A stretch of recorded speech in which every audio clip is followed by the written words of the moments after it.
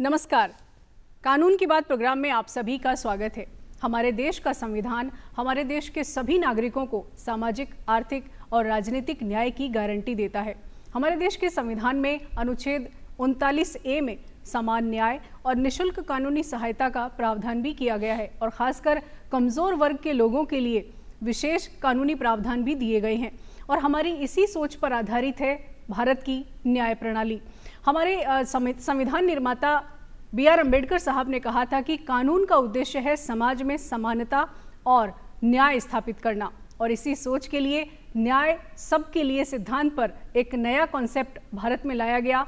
राजस्थान राज्य विधिक सेवा प्राधिकरण के साथ साथ राष्ट्रीय विधिक सेवा प्राधिकरण। और इसके पीछे की भूमिका ये है कि भारत में इस प्राधिकरण को बनाने के लिए एक अधिनियम लागू किया गया जिसे विधिक सेवा प्राधिकरण अधिनियम भी कहा जाता है, जो 1987 में हमारे देश में लाया गया, 1995 में देश में लागू किया गया और उसके बाद से सभी राज्यों में राज्य विधिक सेवा प्राधिकरणों की स्थापना की गई। आज के इस विशेष प्रोग्राम में हम बात करेंगे राजस्थान राज्य विधिक सेवा प्राधिकरण किस तरह से संचालित होता है, किस तरह की योजनाएं हैं और खासकर न्याय प्रणाली में क्या भूमिका है, आम लोग किस तरह से निःशुल्क कानूनी सहायता ले सकते हैं, किस तरह की कानूनी गतिविधियां होती हैं जिनकी जानकारी आम लोगों को होनी चाहिए। और इस विषय पर विस्तार से जानकारी देने के लिए हमारे बीच मौजूद हैं श्री हरिओम शर्मा अत्री, आप डिस्ट्रिक्ट जज एंड मेंबर सेक्रेटरी राजस्थान राज्य विधिक सेवा प्राधिकरण। सर, कार्यक्रम में आपका बहुत बहुत स्वागत है। धन्यवाद। हम दर्शकों को डॉक्टर शर्मा के बारे में हम बताना चाहेंगे कि शर्मा जी ने न सिर्फ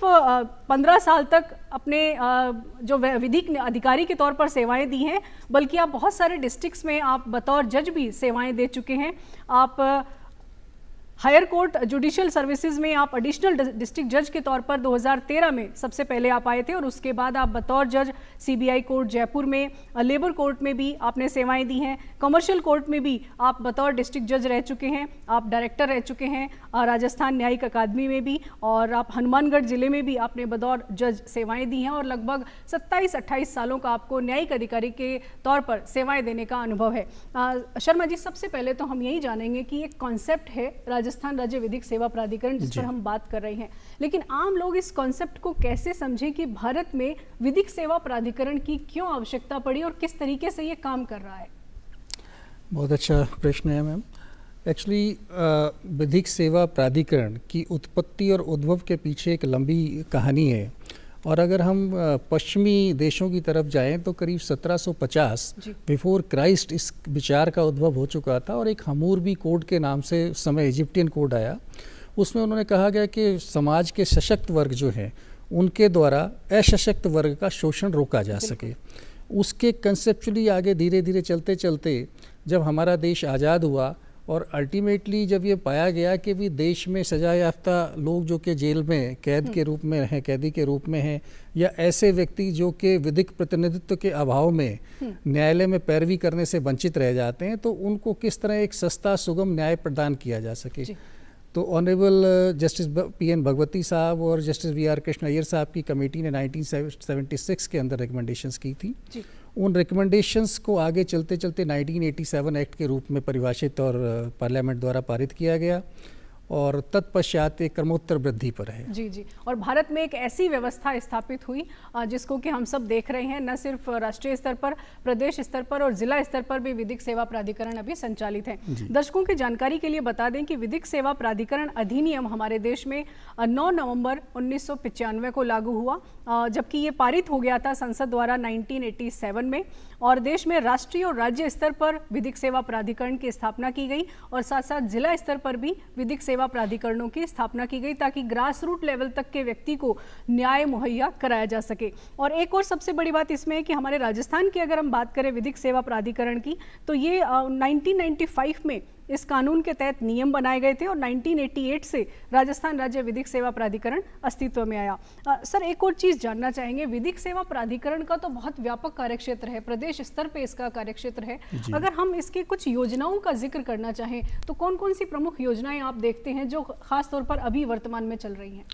वर्तमान में मैम हम बात करें तो 2024 और 25 के अंदर हमने पिछला जो हमारा कार्यादेश था या जो नालसा की योजनाएं थी उनके क्रियान्वयन के अतिरिक्त विशेष रूप से राजस्थान के अंदर हमने सृजन की सुरक्षा नाम से एक स्कीम लॉन्च की, जिसमें हमने प्रत्येक पंचायत स्तर का चयन किया।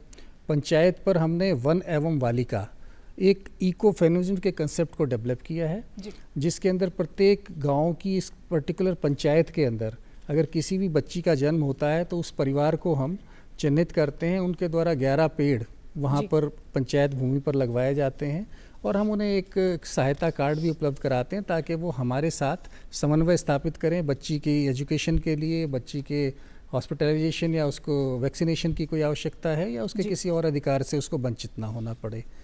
इसके अतिरिक्त भी अन्य बहुत सी योजनाएं हमने, जैसे दिव्यांगजन के लिए खेल योजना लागू की और हमने पूरे वर्ष 2024 में राज्य स्तर के ऊपर खेलों का आयोजन करवाया और हमने बच्चों को पुरस्कृत किया।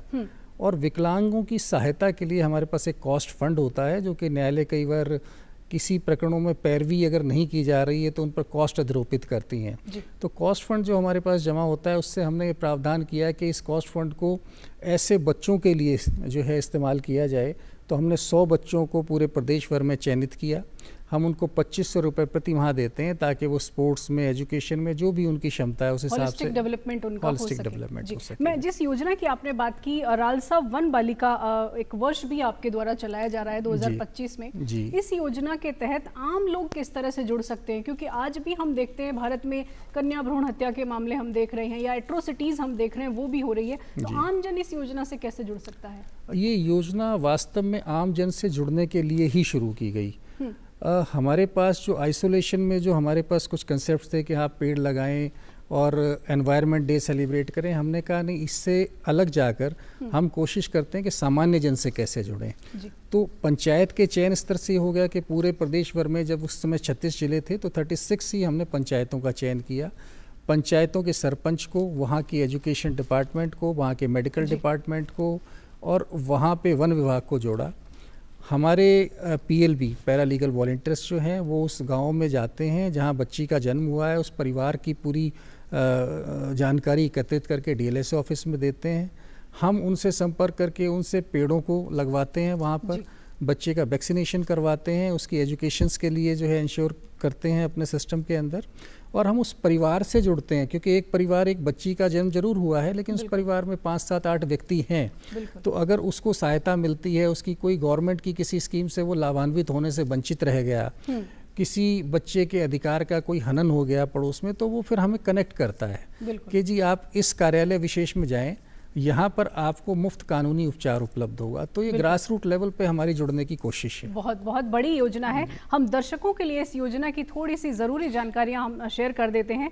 देखिए, रालसा जो राजस्थान राज्य विधिक सेवा प्राधिकरण है, ये पूरे वर्ष को इन्होंने नाम दिया है वन एवं बालिका वर्ष। और इसकी थीम जो कि जैसा कि शर्मा जी बता रहे हैं, प्रकृति और मातृशक्ति को एक जो इसमें संबंध है उसको अंतर्निहित इसमें माना गया है। और इसीलिए इस योजना का नाम भी है सृजन की सुरक्षा।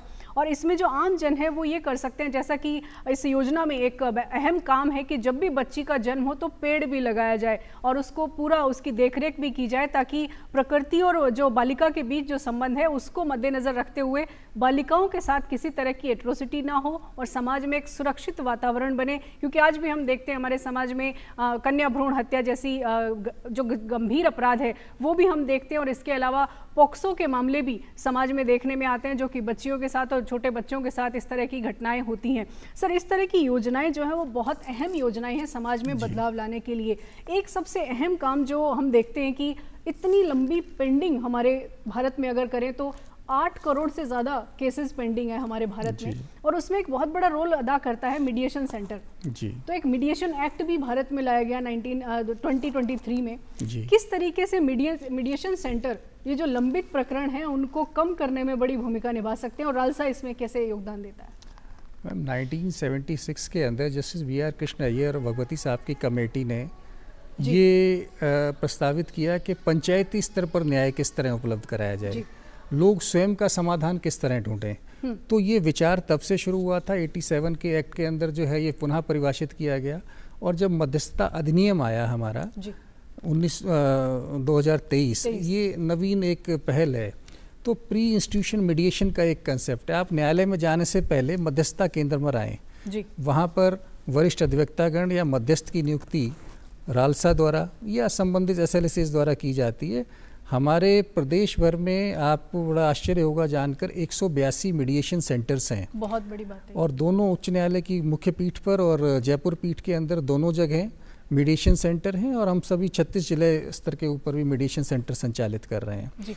इनमें तमाम विकल्प हमने जो है इसके अंदर लिए हैं। कोई डॉक्टर है, कोई सीए है, कोई वरिष्ठ नौकरशाह जो रिटायर हुए हैं और वो इसमें योगदान देना चाहते हैं, जो एक्सपीरियंस्ड हैं जी। तो जो सामाजिक बेसिकली हमारे देश के आर्थिक ताने बाने को समझते हैं, सामाजिक ताने बाने को समझते हैं, तो वो व्यक्ति आएँ। इसका सबसे अच्छा पार्ट मैम ये है कि फ़ाइल जो है वो कोर्ट से नहीं जाती है, क्योंकि फ़ाइल के अंदर दस्तावेजात के अंदर आप तमाम तरह के जज्बातों को लिख देते हैं जो कि वास्तविकता से परे हैं। बिल्कुल। तो मध्यस्थ के पास दोनों पक्षकार जाते हैं और मध्यस्थ को अपनी अपनी पीड़ा शेयर करते हैं। मध्यस्थ उसमें दोनों को सुनकर और जॉइंट सेशन के अंदर या सिंगल सेशंस के अंदर ये कोशिश करता है कि वो अपना स्वयं समाधान किस तरह चाहते हैं। तो मध्यस्थता जो एक कंसेप्ट है वो ये है कि लिटिगेंट या जो जिनके बीच में विवाद है वो अपना समाधान उसके सामने रखें और कोई ऐसा सार्वभौमिक कोई इस तरह रास्ता निकले जिससे दोनों पक्ष सहमत हों। तो व्यक्ति जो है पेंडिंग लिटिगेशन, जिसमें आपने भी जिक्र किया कि 8 करोड़ केसेस पेंडिंग है, हमारे यहाँ हाईकोर्ट में भी 10-15 वर्ष पुराने प्रकरण हो सकते हैं। तो इसको चूँकि व्यक्ति की एक पीड़ा आती है कि मैं न्याय के लिए आया और 10-15 वर्ष लग रहे हैं, तो इसको तुरंत कैसे रिजॉल्व किया जाए। देर से न्याय मिलना वैसे भी न्याय नहीं माना जाता है। न्याय नहीं माना, ऐसे सिद्धांत भी हैं जी। तो उससे चूंकि ADR अल्टरनेट डिस्प्यूट रेजोल्यूशन जो है ना जी, उसका ये एक अंग है मध्यस्थता। और मध्यस्थता चूंकि हमने प्रोफेशनल तरीके से शुरू की है, व्यावसायिक तरीके से शुरू की है, तो जो मध्यस्थ हैं उनको भी हम प्रति केस, सरकार ने अभी अनुशंसा की है 10 दिन पहले कि 7,000 रुपये मानदेय तय किया है अगर आप प्रति केस। इसमें कितनी सिटिंग्स होंगी या कितना टाइम लगेगा वो डिपेंड करता है केस पर? डिपेंड मैम नहीं करता है। एक्चुअली व्यक्ति 3 से 4 सिटिंग के अंदर एग्री हो जाता है कि जी मेरे विवाद का ये एक सॉल्यूशन संभव है जी। इससे भी आगे जो आपने भी 2023 के एक्ट का जिक्र किया, 2023 एक्ट इससे आगे की व्यवस्था को परसीव कर रहा है, उसको देख रहा है कि न्यायालय में जाना ही ना पड़े। अभी तक की मध्यस्थता जो है लंबित केसेस के संबंध में है। वो कहते हैं जैसे वाणिज्यिक न्यायालय के अंदर सेक्शन 12A को अनिवार्य रूप से लागू किया गया। उन्होंने कहा कि आप पहले न्यायालय नहीं आए, पहले मध्यस्थता केंद्र जाएं। और ये संस्थागत मध्यस्थता की बात भी संस्थागत मध्यस्थता है जी, बिल्कुल। तो वहाँ पे हम अपनी बेस्ट एडवाइस उनको प्रोड्यूस करते हैं, देते हैं कि जी आप देखिए इस तरह आपका समाधान संभव है। आप कोर्ट फीस खर्च करेंगे, आप अधिवक्ता महोदय की फीस देंगे, आप एक लंबी न्यायिक प्रक्रिया से गुजरेंगे जिसमें संभाव्य है कि अगले 5-10 वर्ष आपके लग जाएं। तो ये ऐसा एक मंच है जिस पर आप आगामी महीने 2 महीने के अंदर अपना विवाद निपटा सकते हैं। एक बात इसी से जुड़ी हुई मेरे जहन में आती है, मैं डेटा भी बताऊंगी मीडिएशन के हमारे दर्शकों को। एक चीज़ ये देखते हैं कि हमारे देश में जो हस्बैंड वाइफ के जो मैटर है वायलेंस के, उसमें क्रूएलिटी बाय हस्बैंड के डेटा जो कि NCRB के हैं वो मैक्सिमम है। और इस तरह के विवाद ऐसे होते हैं जिनको सुलझना बहुत लंबा समय लग जाता है और सुलझने में देरी होती है। दूसरा, जब विवाद मध्यस्थता केंद्र पर पहुंचता है तो क्या कॉन्फिडेंशियलिटी की गारंटी होती है कि जो मध्यस्थता है वो कॉन्फिडेंशियल रहेगी? मध्यस्थता का ये बड़ा अनिवार्य अंग है मैडम कि वहाँ पर पक्षकार ने मध्यस्थ महोदय को जो कहा या आपस में जो कहा, उसका कोई भी पक्षकार न्यायालय में किसी तरह का फ़ायदा नहीं उठा सकता। वो उसको अवसर ही उपलब्ध नहीं कराते हैं। इसी तरह मध्यस्थ द्वारा किसी भी तरह के रिकॉर्ड का संधारण नहीं किया जाता है कि भाई एक पक्षकार ने इलेक्ट्रॉनिक या लिखित के भाई किसी पक्षकार ने क्या कहा।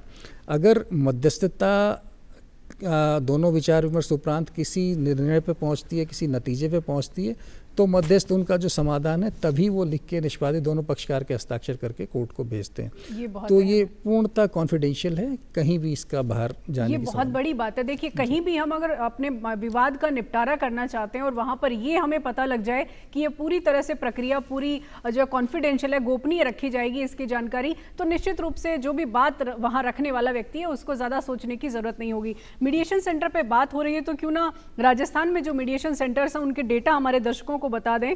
2025 जून तक का डेटा है जो कि आप ही की रालसा की वेबसाइट से हमने लिया है, और 3,226 केसेस रजिस्टर्ड हुए हैं जून 2025 तक, और इनमें से 259 केसेस जो है वो सेटल हो गए हैं। 2024 में 6,501 केसेस मीडिएशन सेंटर में आए और उनमें से 530 केसेस जो है वो सेटल हुए हैं। सर एक और चीज़, जैसे इसमें मैं आंकड़े देख रही हूँ, सारे आंकड़ों में सबसे ज़्यादा 2021 में मीडिएशन सेंटर में मामले आए 8,976।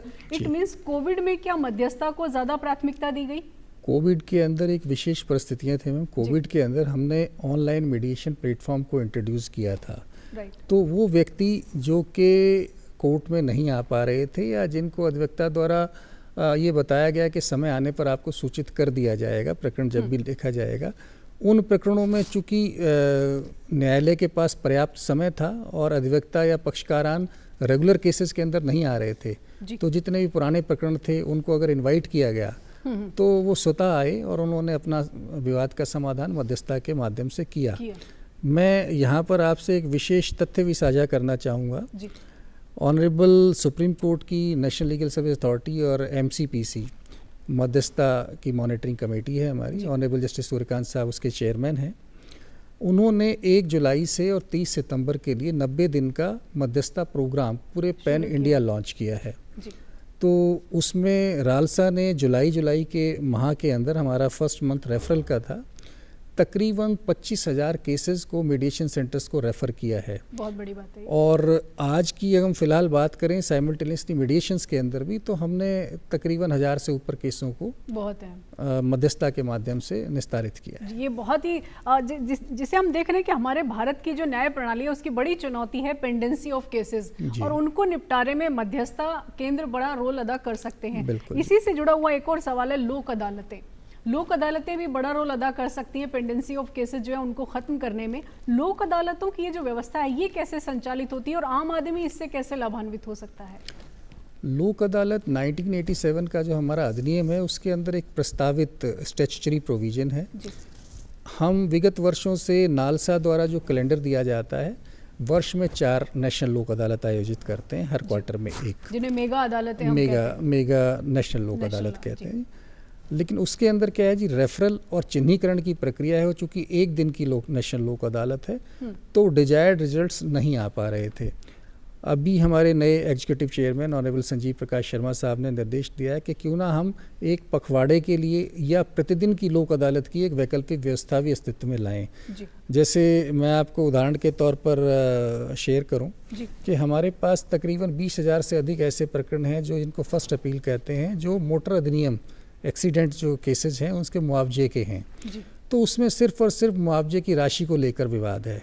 तो हमें निर्देश प्राप्त हुए हैं कि इनके लिए विशेष जो है लोक अदालतें रखी जाएं और पक्षकारों को बताया जाए कि जी ये इन निर्णयों के प्रकाश में आपका ये अधिकार बनता है और जिसको जितनी त्वरित न्याय हम दे सकते हैं वो हम प्रदान करेंगे। जी, ये बहुत ही बड़ी बात। आम आदमी इसमें जुड़ना चाहे तो वो कैसे जुड़ सकता है? क्या न्यायालय जो लंबित प्रकरण है वो इसमें लोक अदालतों में रेफर करते हैं या व्यक्ति खुद भी अपनी इच्छा जाहिर कर सकते हैं? व्यक्ति खुद भी अपनी इच्छा जाहिर कर सकता है, वो अपने अधिवक्ता के माध्यम से, या नालसा की हेल्पलाइन है मैम 15-15100, आप उस पर संपर्क कर सकते हैं। पोर्टल के ऊपर दे सकते हैं कि मेरा प्रकरण लोक अदालत के लिए रेफ़र किया जाए और हमारे रजिस्ट्रार जुडिशियल साहब उसको लिस्ट करके और लोक अदालत के लिए रेफ़र कर देते हैं। जी, हम कुछ डेटा हमारे दर्शकों को बताना चाहेंगे लोक अदालतों से जुड़ा हुआ। देखिए, लोक अदालतें एक जरिया है आपके विवाद को न्यायालय से परे आपस में बातचीत करके सुलझा लेने का। और जो न्यायालय की जो हम स्थिति देख रहे हैं कि पेंडेंसी इतनी ज़्यादा है, तो लोक अदालतों में आप भी जागरूक बने और अपना अगर कोई प्रकरण है या आपके परिचित का कोई प्रकरण है तो उन्हें ज़रूर प्रेरित करें कि वो लोक अदालत के माध्यम से अपने मामले को सुलझाए। हम अगर 10 मई 2025 तक का ये आंकड़ा है जो कि राजस्थान विधिक सेवा प्राधिकरण का ही आंकड़ा है, इसमें 52,17,836 केसेस लिए गए। ये बहुत बड़ा आंकड़ा है जो कि लोक अदालतों में इस तरह से लिया गया। और ये जो जिस अमाउंट की आप बात कर रहे थे कि किस तरह से इसमें पैसे का जो समझौता होता है वो एक बहुत बड़ी भूमिका निभाता है, क्योंकि कई बार विवाद इसी के कारण कई बार लंबित रह जाते हैं।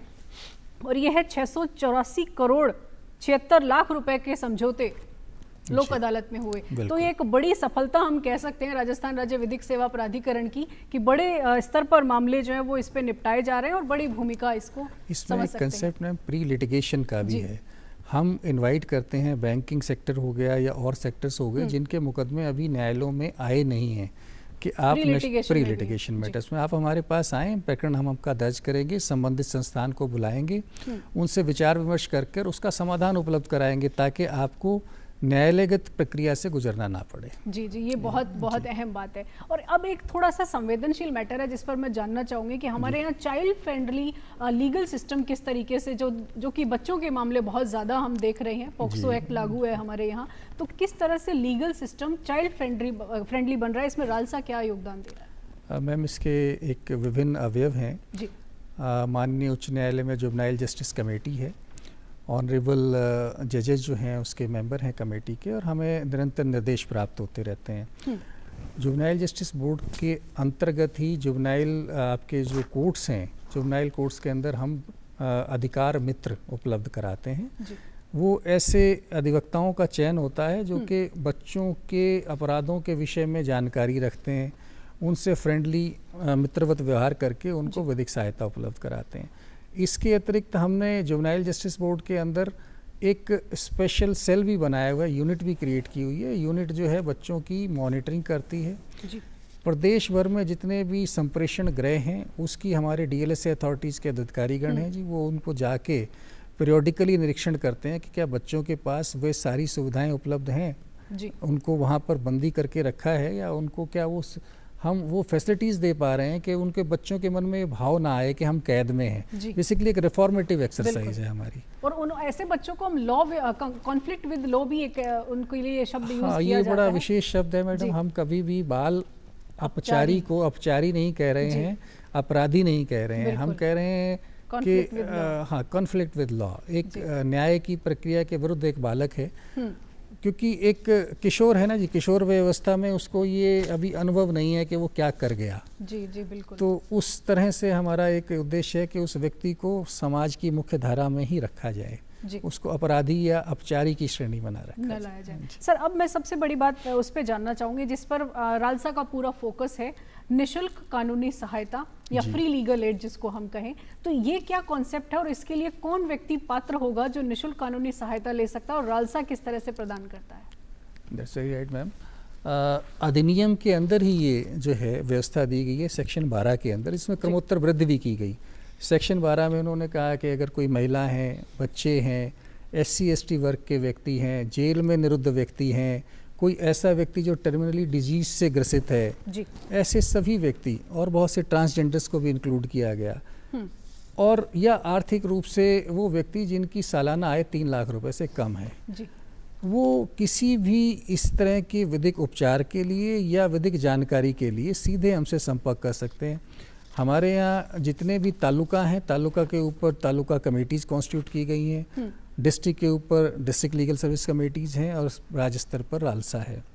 कोई भी व्यक्ति जब हमारे पास आता है और इन पर्टिकुलर जो परिभाषित क्षेत्र है इससे आता है, तो हम उसको त्वरित या तो पैनल लॉयर उपलब्ध कराते हैं। पैनल लॉयर नहीं है और उसको सिर्फ और सिर्फ कोई ऐसा सामान्य जानकारी चाहिए जो कि गवर्नमेंट सेक्टर की जानकारी है, तो उसको हम वहीं उस जानकारी को उपलब्ध कराते हैं, सरकार की संबंधित स्कीम से उसको अवगत कराते हैं, और आवश्यकता पड़ने पर उस संबंधित विभाग को लिखते हैं जी। तो हमारी एक PLC का रजिस्ट्रेशन का एक तरीका है, जैसे अभी आपने 1500 की बात की, पोर्टल पे जब भी कोई जाता है केंद्र से, तो वो रिवर्ट हो जाती है कंसर्न्ड SLSA को। राजस्थान में कंसर्निंग स्टेट है कंसर्न उस पर आ जाती है जी।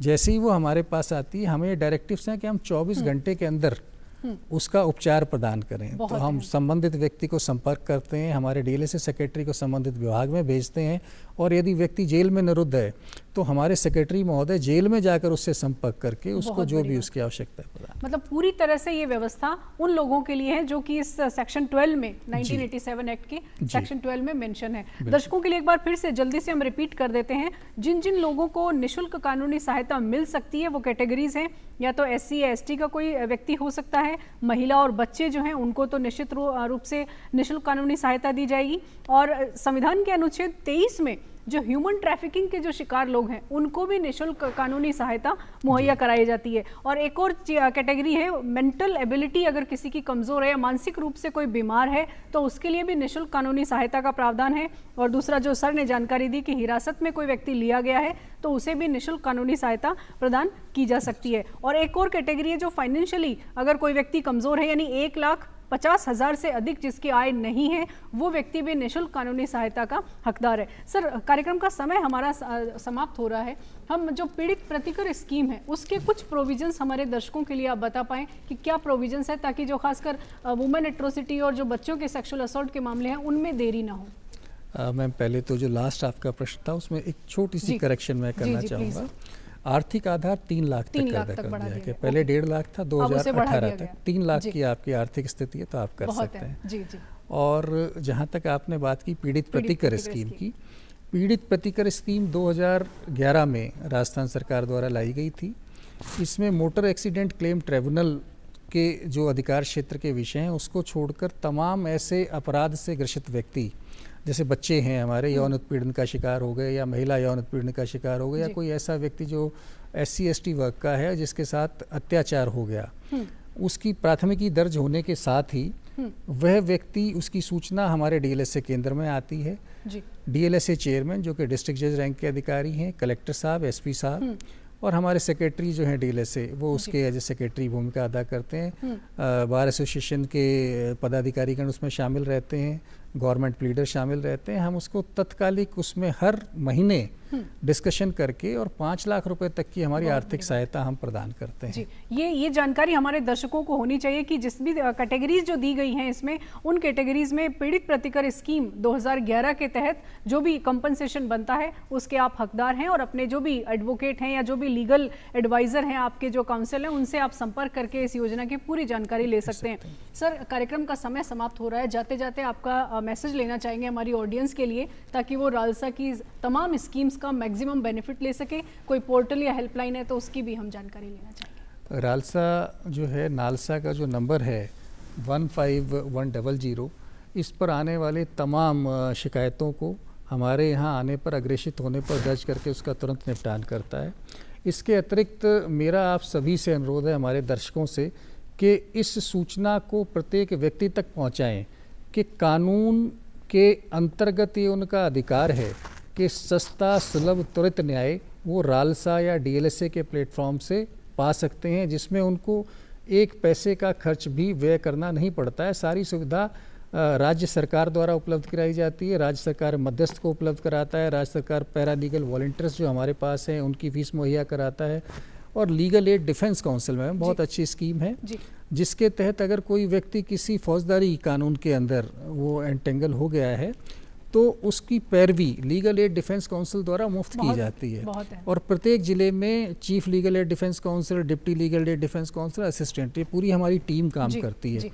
तो आप बात करें कि पिछले 5 वर्षों में रालसा का क्या योगदान रहा, अगर क्वांटिफाई करने की कोशिश करें तो हमने तकरीबन 5.5 लाख लोगों को मुफ्त विधिक उपचार प्रदान किया। बहुत बड़ी बात आप कह रहे हैं, और जनता इससे जुड़ने का पूरा प्रयास करेगी। तो हमारा सभी से अनुरोध रहेगा कि सबसे पहले तो मैं अनुरोध करना चाहूँगा कि अगर आपका कोई ऐसा विवाद जो कि न्यायालय में चल रहा है, या आप ऐसी संभावना रखते हैं कि पड़ोसी या किसी और से आपका विवाद आ सकता है, तो आप हमारे मध्यस्थता केंद्र में आए। हमारे 90 दिन की mediation for the nation drive है, और हम मीडिएटर्स के माध्यम से तुरंत उपचार प्रदान करते हैं। बहुत बड़ी बात आप कह रहे हैं। एक बार हेल्पलाइन हमारे दर्शकों को जल्दी से बता देते हैं। हेल्पलाइन है 1500, ये टोल फ्री नंबर है, और यहाँ पर आप संपर्क कर सकते हैं। मोबाइल नंबर भी है 9928900900, और इसके अलावा वेबसाइट है rajasthan.ralsa.gov.in, और इसके अलावा रालसा की भी है और नालसा की भी सेम वेबसाइट है। आप जाकर वेबसाइट पर जाकर आप संपर्क कर सकते हैं। सर, आपने बहुत ही अहम जानकारियां हमारे दर्शकों के साथ रालसा से जुड़ी हुई आपने साझा की, आपने समय निकाला, आपका बहुत बहुत धन्यवाद। Thank you. तो आज के कार्यक्रम में आपने जाना कि किस तरह से राजस्थान राज्य विधिक सेवा प्राधिकरण संचालित होता है, किस तरह की योजनाएं हैं। भाई, तमाम व्यवस्थाएं मौजूद हैं, लेकिन आपको एक कदम आगे बढ़ाना है। आपको कानूनी साक्षरता के लिए थोड़ा सा जागरूक होना है, और कानून की बात के माध्यम से तो हर बार हम यही कहते हैं, कानून के जागरूक बनिए और दूसरों की भी मदद करिए। फिलहाल हमें इजाजत दीजिए। नमस्कार।